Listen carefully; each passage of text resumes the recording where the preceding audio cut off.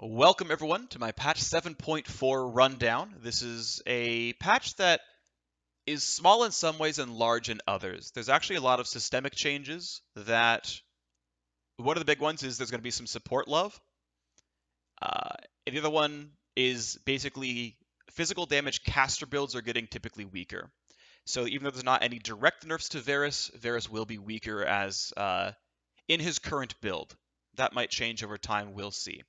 Let's start talking about the changes as we go through them. I'm going to skip past the early stuff, the notes that the designers wrote in. We're going to start with a giant set of patch notes to Chogath, and they don't even all fit on the same screen. They barely do. Okay. Unfortunately, it slightly covers up, so I'm going to try to get this into a place where it doesn't get covered, and that should be decent for us. Okay. So Chogath's ultimate is changing. And there's a lot of changes, so I'm going to break them all down. Okay, first let's talk about how stacking works at the very beginning. Okay, well, you don't lose stacks on death. That is a huge buff, obviously, because currently you lose half rounded up of your stacks on death, meaning you lose 1, 2, or 3 stacks if you're at 1, 2, 3, 4, or 5 or 6 stacks. That's pretty big. Feast can stack infinitely on some mechanics, not on others, and we'll explain that in a little bit. But basically, the max HP that he can have scales infinitely. Which means, okay, well, I'm not losing stacks on death, and I can go above 6. Holy crap, huge buffs. Okay, yes. Now the rest are nerfs to kind of compensate for this, so we have to break through the rest of this. Okay, well, Feast no longer heals when you chew a minion when you've already got max stacks. This is barely anything. I'm sure a Chogath main will tell you it's a big nerf. It's really not. This doesn't mean very much. It just cleans up the tooltip a little bit. There is gameplay impact, but this is very, very minor. Here's the actual big nerf. It no longer stacks twice as fast.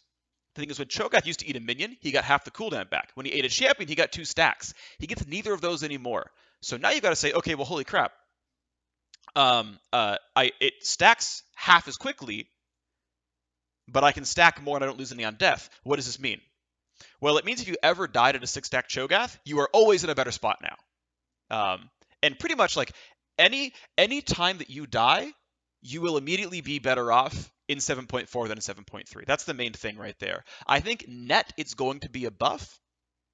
What's actually going to happen is between levels 6 and 11, you're going to have less stacks than before, and so it's going to be kind of slowed down for a little while. Okay, now there's also number changes, so we've got even more to do. And real quick, by the way, you can only get 5 stacks from minions, which isn't that big of a deal, because you're going to get 5 stacks of minions anyway, so you just kind of grow from there, but it really means that you can only get further stacks above 5, by killing champions and by killing like Dragon and Baron and Rift Herald and things like that, which you can do, but it means that getting to stack 6, 7, 8, 9, 10, and onwards is slower going. You have to actually have a kill, basically, for that to matter. So the infinite stack doesn't really happen, but I do think in the average case is overall a buff. Okay, so we've broken down the stacking mechanics. Now there's more happening to them. Okay, what is it? Okay, well, the AP ratio got nerfed, but it has a bonus health ratio now. Okay, well, what does that mean? I'll go over that in a second. All right, well, the bonus health per stack went down, but we are going to have more stacks on average, so what does that mean? Well, thankfully, I have a graph for that. So I have a graph for Chogath's R health. Here's his old 6-stack. Here's his new 6-stack. That's in the patch note already. Okay, but stacks to equal. So to equal his old 6-stack, you need about 7 to 8 stacks. All right, but again, keep in mind, you weren't always going to be at 6-stack because you might die sometimes. You will remain at 6+ afterwards. Again, it's slower growth, but you'll last a little bit longer. All right, great. Well, what about this AP ratio thing then? What about this AP ratio thing? Well, we have a graph for that as well. Don't worry.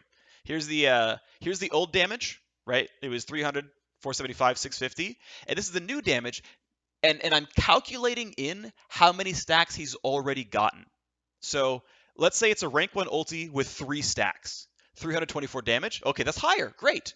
What about rank 2 ulti, level 11? Well, you probably have 6 stacks by now, I would assume. So 541 versus 475. Oh, that's a buff too. Great. Okay. And then rank 3 ulti, I'm going to assume you have 10 stacks. That might be lofty, to be fair. That might be overly optimistic, but it's 140 higher damage. Seems pretty good. Now again, the AP ratio got nerfed by 0.2, so how much AP would it take to make up for the seemingly increased base damage? Well, at 120 AP, it's equal. At more than 120 AP, it's a bit worse. Okay, what about 6 stacks level 11? 300 AP. If you don't have 300 AP, it's just better. The damage is just higher. Are you a 10-stack level 16 Chogath? Well, good luck getting 700 ability power on Chogath. The damage is higher. is what this comes down to. The math says the damage is ultimately higher on Chogath. The nerf, not that big of a deal. Okay, but let's do more math because, again, Chogath buys ability power sometimes, right? He buys ability power, so am I losing out on damage on Chogath? That answer is also no. We're going to, again, go to our chart, and ooh, baby. So I'm not looking at the total damage, I'm looking at the difference because of 7.4. If you buy a Rod of Ages on Chogath, you get 16 less damage via ability power, but 50 more damage from HP. So Rod of Ages does more damage than it did before in 7.4. Ryleth's Crystal Scepter, I lose 15 from ability power, gain 30 from health. I do 15 more damage with my ultimates in 7.4 than I did before. Hextech GLP, 14 more damage. Okay, Void Staff is a nerf. If you're buying a Void Staff and a Death Cap, that item's weaker than before. Okay, I'll give you that, but Warmogs is 80 more damage than before.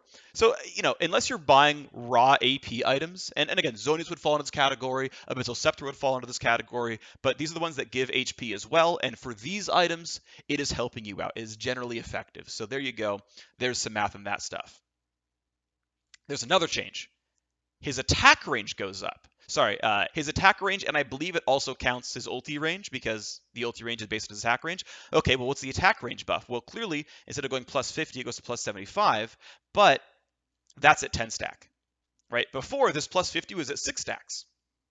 Now the plus 75 is at 10 stacks. Okay, well, obviously the high end is better, but what about in the middle? Well, let's look at it. Again, I have a graph for you.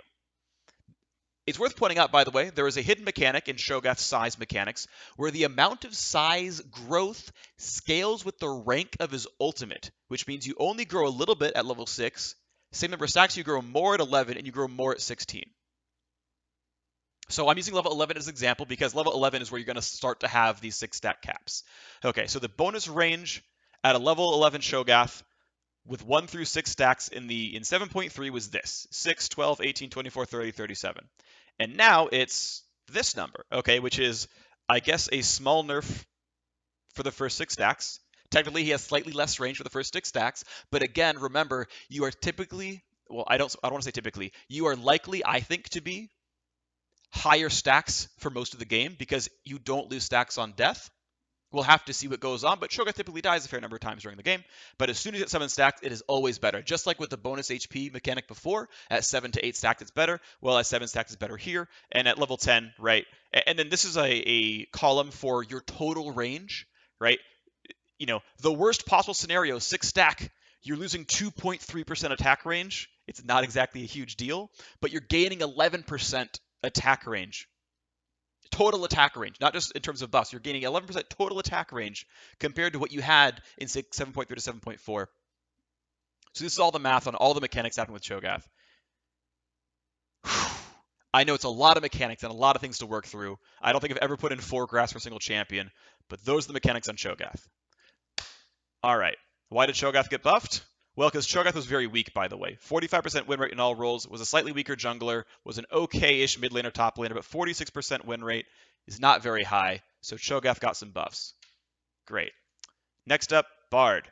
Bard gets buffs. All right, why does Bard get buffs? Well, Bard's pretty weak. All right, he's getting some buffs to Traveler's Call. We'll talk about that in a second. Bard is a 46% win rate support. He's not winning a lot of games. He's not getting picked a whole lot either. Okay. Kind of weak champion. What else? Well, let's look at pro level pick rates for supports for the year. Bard is down here. To be fair, this is like, 12th, but it's, 8% pick ban rate. It's not exactly insane. So, he's not seen a lot in competitive. He's a pretty cool champion, so he's getting some buffs. As we close these tabs out, okay, he's getting buffs to Traveler's Call. He's getting buffs to the movement speed via his chime. So what does this mean in actual numbers? Here you go. All right, the old speed, the new speed. This is actually the math, by the way, done counting diminishing returns on move speed, but not counting boots and runes and masteries because that felt a little bit too much to me. Basically, you're getting about 20 bonus move speed from what you were getting before at all ranks. So if you grab 1, 2, 3, 4, 5, whatever chimes, in total, you're 20 move speed higher, which is, of course, about a 4 to 5% movement speed gain. So Bard is 5% faster than he was before when running with chimes. Great, that sounds pretty cool. It is pretty cool. Congratulations, Bard. You got a small buff. All right, Cassiopeia. Now, this change, I know, is actually pretty contentious. We'll talk about how good she is. Well, in regular play, she's not that insane. 47, 48% win rate. That's a little bit below average. She's not really crushing it in solo queue. Her bans aren't very high. Her pick rate's not very high. Okay, so she's not overpowered in general play. In pro play, though, this is all game versions, mid lane, pro play, and here's Cassiopeia. And keep in mind, LeBlanc got nerfed, Ryze got nerfed, Camille got nerfed and is usually a top laner instead. Jace got nerfed and is usually a top laner instead. Okay, Syndra's still normal. Corky's got some nerfs. Malzahar's normally support and got some nerfs. And here's Cassiopeia. So she's the best champion left who hasn't been nerfed yet aside from Syndra.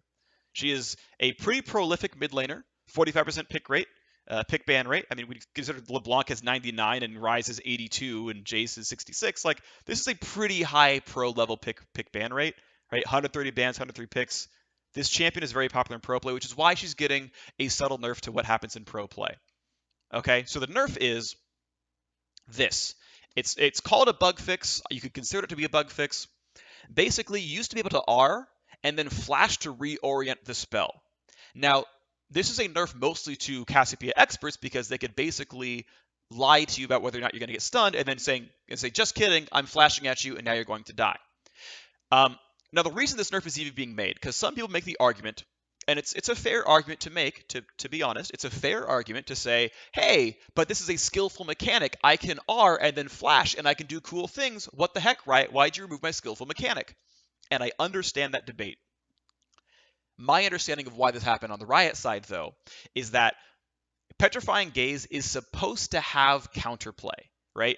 This spell takes a full, I think it's half second or maybe 3/4 of a second to finish casting, so that you can hear the sound, see her start looking at you, and turn away in time. Right? There's a reason that there's like highlight clips of like that super sick Kha'Zix player who juked the Cassio ultimate and killed her. But if Cassio's running away and you no longer can like tell that she's casting the animation and then flashes on you, suddenly you're super screwed. And so the point of this nerf is to retain counterplay on an incredibly important ability. Is to say, Cassiopeia, you need to be able to telegraph a little bit more that you're going for this play. I understand that people might really like the mechanic, but I think the point of this nerf is for the counterplay purposes so that people can actually get away from this and turn around because they're actually shown the ability in time. And I personally agree with this nerf. I think it's also a cute nerf because it mostly affects pro play and affects solo queue less when considering that she was below average in solo queue and winning a lot in pro. I think that's reasonable. You can have your own thoughts on that. That's fine, but that's how I feel about it. All right, let's move up next to Corky. Corky's getting nerfed. There's a whole lot of numbers, okay? He's losing damage to Missile Barrage. Well, let's again look at what's up with Corky. Well, he's winning 52% of the time in mid lane, and that's where all of his play, right? 85% of his picks are in mid lane. 52% picks. He's got double the average ban rate. He's got a significant high pick rate because everyone's like, wow, Corky's really, really strong. People are playing Corky because he's very good, and of course he is very good. We once again look at global pick rate statistics, and Corky is, right, he's up of where Cassiopeia was. He's like the number 7 mid laner, and again, LeBlanc got nerfed, Ryze got nerfed, Camille's a flex pick, Jace a flex pick, Syndra's still here, and then there's Corky. So Corky's obviously a premier mid laner in pro and solo queue play. So, what are the nerfs? Well, he's losing some base damage, 25, 30, 35 damage. He's losing some AD ratio, he's losing some AP ratio, and then his big one damage numbers are slightly different. Base damage is up, total AD ratio is the same, AP ratio is down. Okay, well, don't worry guys, math time. Math time. Okay, the top row is rank 6, 11, 16, old base, new base, old ratio, new ratio, old ratio, new ratio, damage. It's worth pointing out, by the way, that this right here, in both cases, I am only averaging the attack damage ratio and the base damage because the common Corky builds right now do not include any ability power except for a Void Staff. And the biggest nerf was actually the AP ratio, and it almost has no impact at all. So I'm essentially ignoring the AP ratio for points of illustrating the buffs and nerfs because he's not building ability power. It's Trinity Force, it's Hex Drinker, it's Rapid Fire Cannon, it's Infinity Edge. None of those have ability power on them. It's only the late game Void Staff. So it's about 3/4 damage for his regular casts, and actually usually slightly more damage because the base damage is up a little bit for his ulti casts. Now this is a made up percentage because it's just assuming you're getting equal damage from the base from the AD ratio, and that's not necessarily accurate, but for the sake of making it simple, you're doing 3/4 as much damage with your ultimates when you're not using big ones. Okay, so Corky nerfs because he's a really big boy. Great. Also now, the resource bar tracks whether or not a big one's coming up, which actually should help people kind of understand that a big one's coming up, which will actually, I think, be a nerf for Corky. Like, it helps him know he's got a big one coming up, but it more helps his opponents know that they're about to be hit by a big one. So, nice little quality of life change, which I think helps everyone in the game. And it's going to be a net negative. Corky will be weaker, not by a lot, but some. All right, next nerf up is Jhin. Okay, Jhin, very small nerf. His R slow is slightly down. Seems like a very small nerf. Well, there's other indirect nerfs coming into this champion later on, but basically it's a very small nerf. And again, his pick rate is real high. He's got 4 times the average pick rate in the bot lane. He's got a slightly above average ban rate, not huge, but it's there. And he wins more often than not, so he is objectively overpowered. He's objectively more powerful than normal. And in pro play, it's actually hilarious. Patch 7.3 bot laner picks, 90% Varus, or sorry, 95% Varus, 90% Jhin, 30% for the next champion. These two dominate the bot lane in pro play. It's not even funny. These are definitely deserving of being nerf based on pro play. And again, the win rate's pretty high as well, so some small nerfs. Okay, sure, makes sense. Will this mean a ton? Not a lot. He's got some indirect nerfs because of lethality changes. Okay, great. And we'll get to those later on. Let's talk about Katarina. Katarina lost 2 magic resist. I actually did math on this. I did a graph. I realized I don't really need to do the graph, so I didn't end up showing it for you guys. But I want to show why Katarina even got a nerf. So here's Katarina in solo queue. Look at that 49.99% win rate. She's essentially balanced. Except that her ban rate is freaking obnoxious. 55% ban rate. Gigantic ban rate. Pick rate, pretty high, although it's remaining pretty stable. Gigantic ban rate. Everyone seems to hate playing against Katarina. In pro play, she's not actually seen a whole lot, but I wanted to point out something else. This win rate is 50%, but in actuality, this is a website called champion.gg, and it tracks how much people play the champion, right? Are they novices? Do they only play one game? Are they a bit more experienced? Are they experts? And you can see the win rate right here, this graph. The win rate based on expertise. Okay, novices aren't very good. 40s, 48, 42, 47. Oh god, 66, 55. Like, expert Katarinas are actually bonkers. Now, the sample size is fairly small. It's an 8,000 game sample, and this is, an 11%. So this is, 880 games-ish. It's not a huge sample, but this is really intense. This is really, really, really high. You expect to see greater than 50% win rates on expertise champions, but probably not something this high. 60s is usually freaking bonkers. And over time, as people learn Katarina more and more, we might see more small nerfs, but basically just some small nerfs to Katarina because she's a little bit strong. And as far as Katarina's actual pick rates, she's not really seen in pro play, right? It's a very small nerf. She's not really seen anymore. She's gotten some pro play, but not a ton. So very minor. What this actually means, by the way, in terms of math, as far as Katarina is concerned, it's about 1.5% more damage taken in early game and about 1.3% more damage taken late game. Magic damage specifically. So if you're playing AP against Katarina, you do 1%, 2%-ish more damage to her. Has some use, right? Okay, great. Next up, Maokai got nerfed. Q mana cost, obviously pretty relevant. Sapling Toss lost its base damage on landing. Well, basically Maokai was a pretty prolific top lane solo queue player, right? Plays just fine, not really getting banned, gets a lot of picks, wins appropriately, right? It's a fairly small nerf. In pro play, Maokai is the number 3 top laner at 7.3, only under Shen and Camille. I think Shen should be getting nerfed at some point. Hasn't been yet, but oh well. Camille, maybe she's still busted, I don't know. She's definitely very strong, but Maokai is number 3 top laner, so very, very prolific, getting a lot of play, so he's getting some nerfs, and that's pretty much the reason there. All right, and as far as math, I do have some math for you because I know you guys love math. It's worth pointing out, by the way, you max saplings last. So at levels 1 and 2, it literally does nothing because you don't learn the skill. And then up until level 14, you don't have a second point in the ability, so it does 40 less damage. This is, of course, if you hit both halves. So obviously, it does 2/3 as much damage as before. It's a chart that shows exactly one thing, but this was the old sapling landing damage, and it was always half of what the explosion damage was. So I just figured I'd show you that, guys, in case you didn't know that offhand.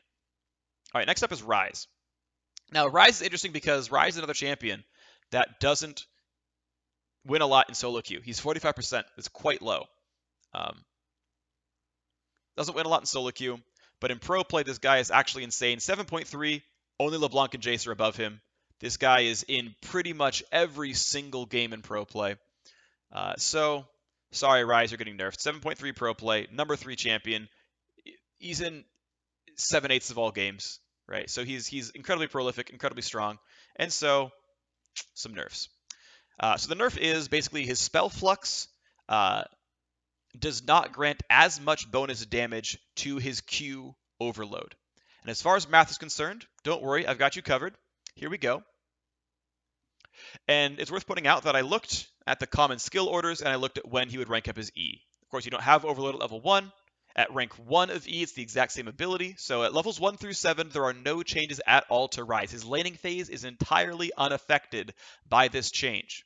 At level 8, you learn it again. At level 10, you learn it again. At level 13, you learn it again. At level 14, you learn it again. So once you get to late game, this 13-14 area, his late game carry status, his empowered overloads do about 10% less damage by the end game.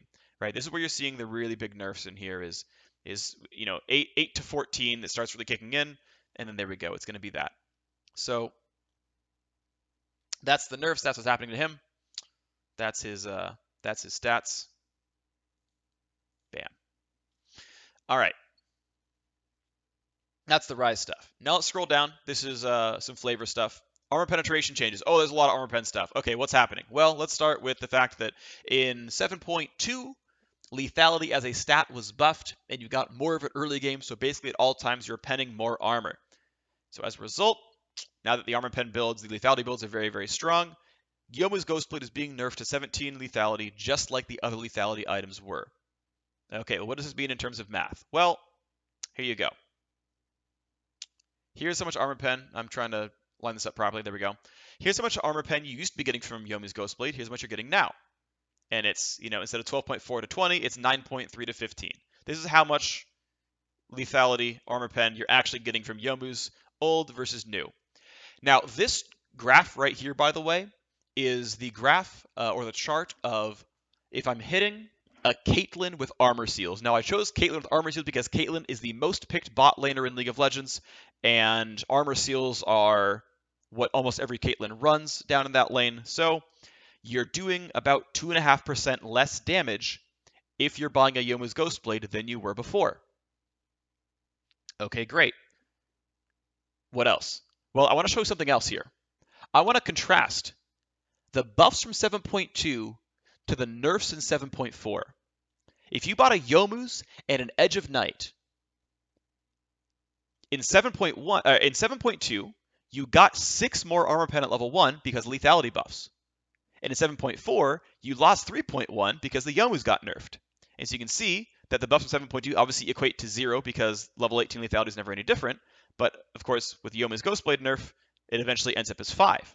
So 7.1 versus 7.4, the total armor pen difference for a Yomu's Edge of Night build is this graph here, this chart here.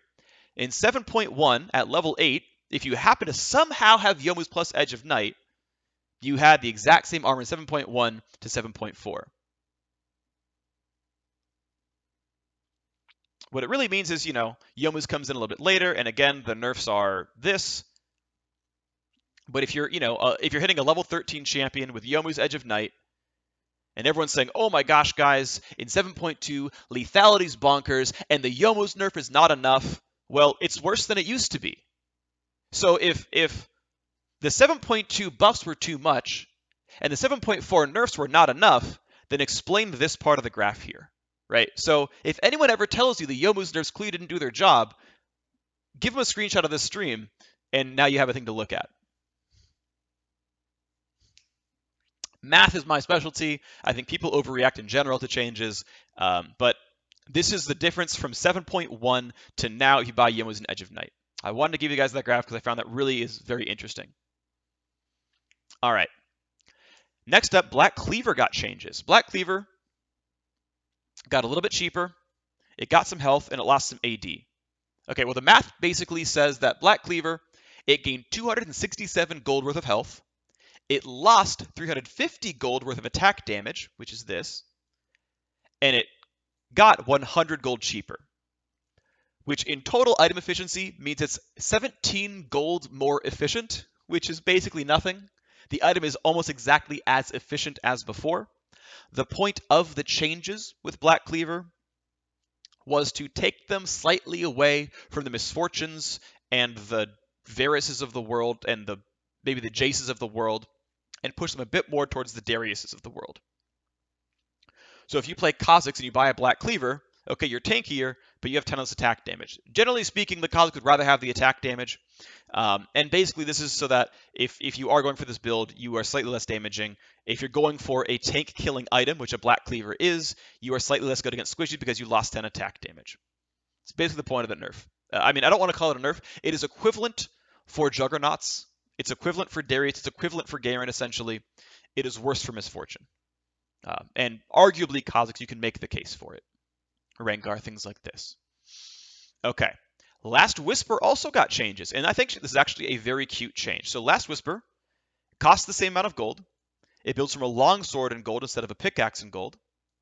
It got more armor pen, and it got less attack damage because it builds from different items, obviously. That's a whole lot of math. What does this mean? Don't worry, I got you covered. Last Whisper. All right, and we assumed that you're a physical damage champion with a Yomu's, an Edge of Night, and a Last Whisper. I had to make up a build because that's the only way you can do this kind of math. You have to make up the build at some point. Okay, so if I'm a Yomu's, Edge of Night, Last Whisper user, and I'm doing physical damage, and hit a level 13 Caitlyn, well, Last Whisper used to give me a 9% damage amp because attack damage is a thing. Now it gives me a 5% damage amp because it's less attack damage. And the armor pen basically meant nothing. It exists, but obviously I go from a 9% to a 5% damage amp. I do 97% as much damage as I used to in 7.4 when hitting a Caitlyn. Right? I do 3% less damage to squishies with the new Last Whisper. If I hit a level 18 Maokai with 200 bonus armor, the intended target, and 200 bonus armor, by the way, is Ninja Tabby, Guardian Angel, Sunfire Cape, and a Randuin's Omen. Well, I used to get 27% more damage. Now I get 36% more damage via Last Whisper.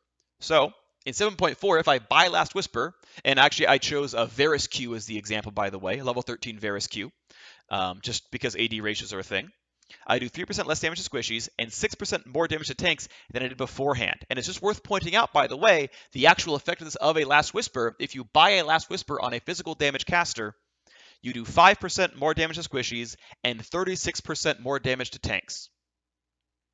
But keep in mind that as a squishy, or just in general, right, another squishy champion is spending 1,300 gold on an item that does not help kill another squishy. It only helps kill another tank. What this means overall, by the way, is that squishies are worse at killing squishies and better at killing tanks. So squishies live longer and tanks live less long, if they go for these items at all. All right, the next change is Lord Dominus Regards and Giant Slayer both now take 1,000 max HP to reach the big bonus instead of 500 max HP. These are basically symmetrical nerfs. At 1,000 health, it's the same. At 500 health, it's worse. Okay. Graph. Chart. Well, it's a lot of numbers. It is a lot of numbers. Okay.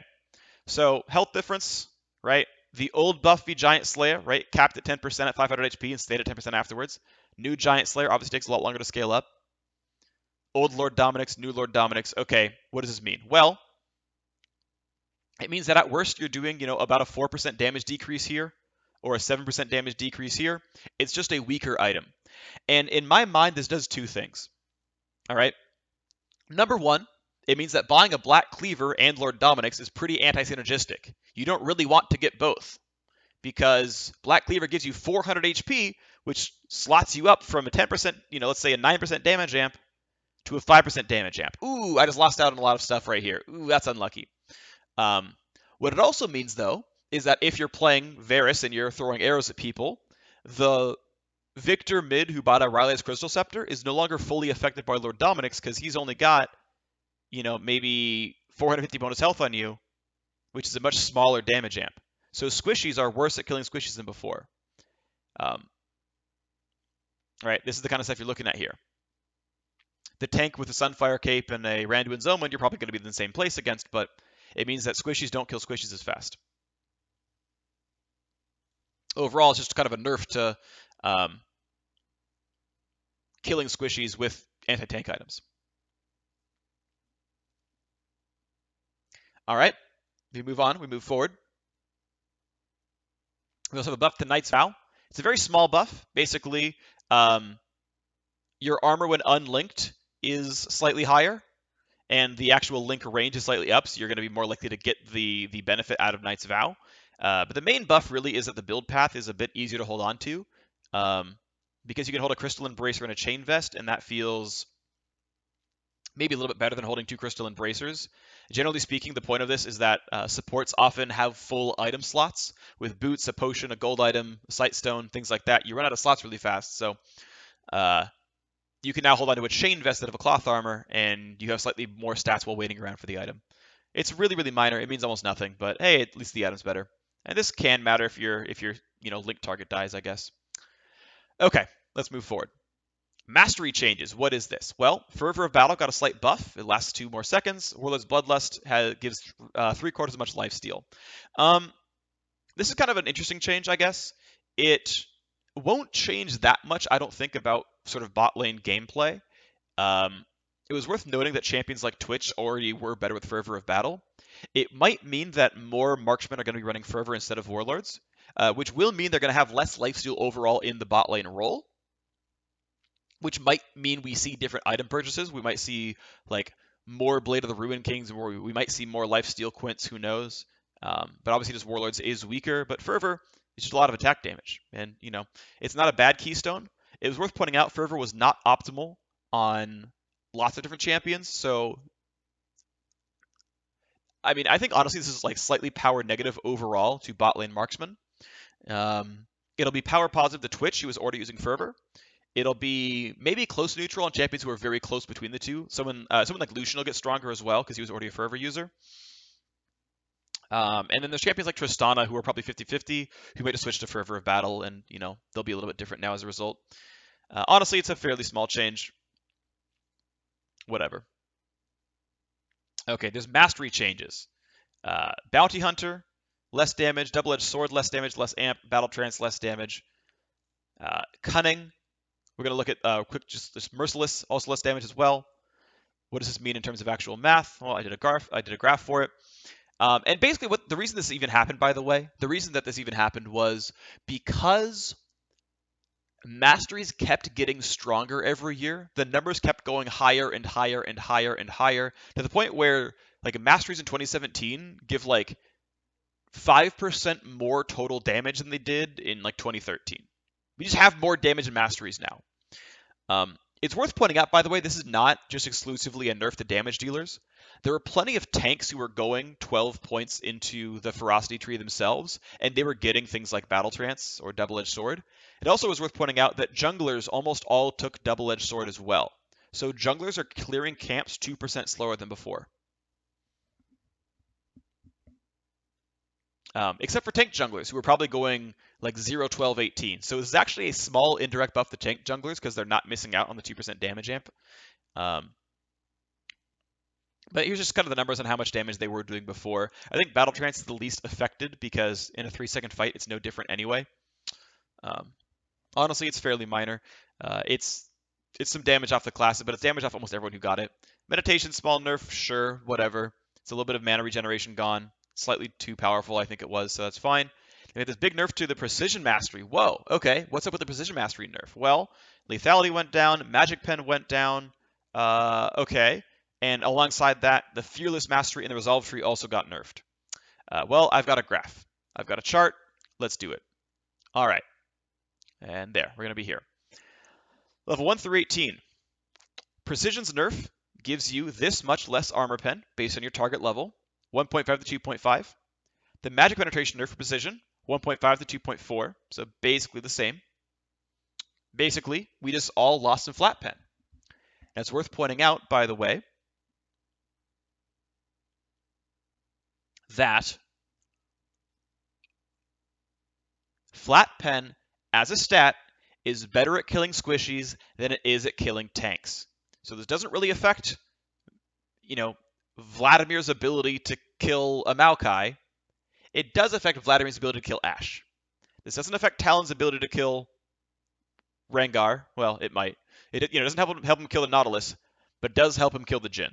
So this generally nerfs assassins that killed squishies. And it's worth pointing out, by the way, that the only time you went precision was if you were a Thunderlord's user. So the bot lane marksmen like Jhin and Varus were going Deathfire Touch anyway. This has no effect at all on Jhin and Varus. Literally none, unless you were bad and went the wrong masteries anyway.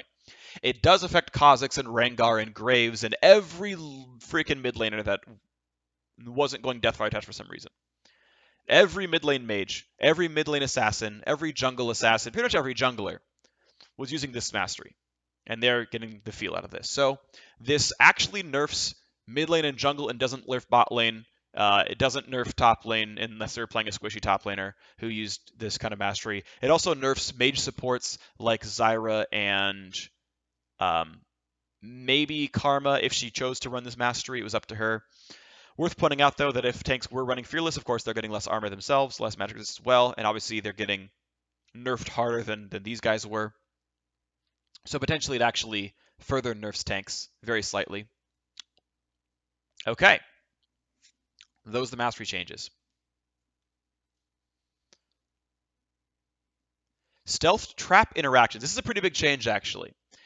Basically, Teemo ulti, Jhin E, Nidalee W, and Shaco Jack-in-the-Box are no longer disabled by traps or by control wards. So if you are laning against Teemo and you put a control ward down, his traps stay active. If you try to gank at Teemo and you pop an Oracle's Alteration, the traps stay active. The Nidalee W's stay active. The Jhin traps stay active. Now, to compensate for that, their attack ranges all got increased. You can now, as a melee champion, attack a Teemo Shroom without it exploding on you. It probably means you can also attack them from farther away as a ranged champion as well. So, I mean, they're more easily killed, but you can't just like drop a ward and run over them. So it is a net small buff for Teemo. I guess one other change is theoretically, if he drops it too close to a ward, drops it too close to like a turret, you can kill it under the turret without being hit, but it's basically a buff to Teemo. It's arguably a buff to Jhin, though this is a less likely scenario, and it's arguably a buff to Nidalee, though it's also a less likely scenario, but it's a buff to Teemo. And as we can see, statistically, Teemo seems to win just fine on the top lane. He's weak support in mid, that's no surprise. He's not like he needs the help, but I guess he does get buffed. Worth pointing out that Shaco's Jack-in-the-Box is a special interaction, since its trigger range is so much larger. Instead, they just get used when you hit them with a Scryer's Bloom. Or not a Scryer's Bloom, but a Sweeping Lens, an Oracle's Alteration, or a Control Ward. This has several interesting interactions. Because you can just get rid of Jack-in-the-Boxes now. Now this actually just destroys the Jack-in-the-Box. Again, it's nice that they don't just walk in with Oracles and clear your boxes away. You don't have to be sad. Now they walk through and it turns on and they have to either fight the thing or not. So, some interactions, in some interactions, this is better for Shaco. Because if someone drops a control ward, the boxes all turn on and you have to now be zoned out by Heimer turrets, essentially. But it also means if you want to mess with a Shaco, one of your junglers should start with a Sweeping Lens. You guys invade in the jungle. You find out where Shaco's starting, and then you Sweeping Lens his camp right before it spawns, and you pop all the boxes and they disappear in 5 seconds.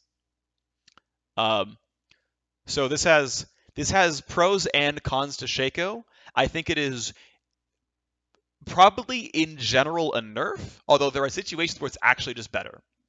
Either way, it's going to take some getting used to. And again, it's a buff for the rest of these champions. Yeah, there we go. There's the rest of the tooltip that talks about it. Also worth noting, Duskblade of Drakthar no longer gives free usage, which is like things like Decoy. Pretty minor, but there you go. Okay. More to this patch. There's more happening in this patch. All right. Game system adjustments. Revealing wards is now different. So this is really cute, actually. I like this. This is actually really, really cool. Okay. So wards now grant full gold Full gold, not split, full gold to the player who reveals them and the player who kills them. Which means now, as a support, when I use my pink ward or my scry or not, my scryer's bloom if I hit it with a plant or an oracle's alteration or whatever, I am guaranteed to get 10 gold for a trinket ward or 30 gold for a sightstone ward. And now my bot laner, the AD carry, who bless his heart, he's trying to carry the game. Now he can't steal gold from me. If I did all the hard work and he last hits the thing, now we just both get full gold. And it's worth pointing out, by the way, that optimal play says you need to share. The support wants Ashe to hit the board now. It's actually good if the other person kills the ward now. Now I don't want you guys to bait each other, right? I don't want this guy to have to like walk in his skill shots to kill a ward. It's not that big of a deal. But hey, supports now are guaranteed full gold for revealing wards. For those control wards, for the Scryer's Blooms, for the Oracle's alterations, they're now guaranteed full gold. Obviously, permanently visible wards don't count, and obviously, 2 sources only go to the first one. Okay, great. Overall, this means that people who use oracles and things like that, they're getting more gold this game. Great. Okay. It's a minor, nice, happy thing that helps supports. Okay, now there's also ketchup experience. Ketchup experience, not just on fries. If you are below your team's average level, you get up to 6% bonus XP for a killer assist. Now, it's worth pointing out that if you're a support getting a kill or assist, it's usually shared among many, many other players, often 4, so the total amount of XP gained is not that high. But if you are under-leveled and you're, the poor level 7 Janna, and you guys win a team fight, you're getting quite a bit of bonus XP. You're just getting more experience than you had before. So, hey, feels good, man. Supports get a little bit more XP based on getting involved in champion kills. Wonderful. Also, underdog bonus XP slightly stronger if you're part of a killer assist and someone is higher level than you, just in general. You get about 10% more bonus XP, at 4 levels difference. Basically, more XP for supports, sometimes for duo laners, like the standard bot laner, the Jhin, the Ashe, the whatever. Great. More XP for people who are sharing their XP. Great. That's nice. And then finally, there is a change to turret first blood gold. Local gold bonus increased, global gold bonus removed, total bonus down to 300 from 400. The reason for this actually is Riot Design thinks that first turret gold is a positive design. It creates action, it prevents lane swaps in pro play because they're very unfun to watch, and they promote an objective that teams can rally around. And that's generally a positive thing, having things to rally around. But they want to put in as little gold as possible so that the game doesn't snowball out of control, right? They don't want the game to be decided by first turret. They just want first turret to be meaningful. And so they want to find the number where it still creates all this behavior and doesn't create snowballing. And there's a magic number where it's accurate, right? If it's 1 gold, no one cares. If it's 10 gold, no one cares. If it's 1,000 gold, the game is automatically over. If it's 300 gold, it's probably reasonable. Just for fun, I made a chart, just because why not? Charts are fun. And it just points out, if you solo the turret, there is no change to you. If you solo the turret, there is no change to you. If you were not around the turret at all, you get 25 less gold. So the random Singed top laner who wasn't part of anything no longer gets 25 free gold from the first blood. Okay, great. And then obviously, you split the difference down the line. If you're sharing it as a 2-man, you're each getting 12 less gold. If you share it as a 3-man, you're each getting 16 less gold. Great, wonderful. Math is fun. Congratulations. We did some math. I believe those are all the changes. There's some updates to LCU. I don't think that's really the point of this video. Qs seem fine in, I think this is EU, this is NA's actually. IRF is coming in February 24th to 28th, March 3rd to the 6th. This is NA's times. Might be different where you live. Some small changes. None of the bug fixes were very big. I'll go through them really quickly though. Wukong with a Dustblade of Drakthar no longer gets to kill wards for free. This is actually pretty nice. Circle indicators with elevation changes sometimes would lie to you, so that should be better now. There's a really inconsistent bug around Elise somehow not dodging turret shots with Repel. This should be better now. So it's a small Elise buff. I guess Jhin could lose his 4th shot. Camille's ER sometimes was bugged. Doesn't really make that big of a difference. Kled jumping over Polarmade terrain is pretty small. Very, very minor. This is very minor. This is very minor. That's really minor, minor, minor, minor, minor, minor, minor, minor, minor, minor, minor. Okay, none of these matter anymore. All right, and then there's some skins. That looks pretty cool. Sweet looking skin. There you go, guys. Looks awesome, I know. Beautiful, Anivia skin. Isn't it glorious? Of course it is. We all agree. All right, that's going to do it for the patch rundown. Thank you guys very much for tuning in. If you have any comments, please leave them in Twitch chat or in the YouTube comments or tweet at me. I will put this thing up. There's my Twitch channel, my YouTube channel, also youtube.com/phreak, my Twitter, my Facebook that I don't use very much. But if you want to leave me comments, please let me know. I am happy to continually try to improve on these videos. Thanks very much for watching, and I'll see you next time.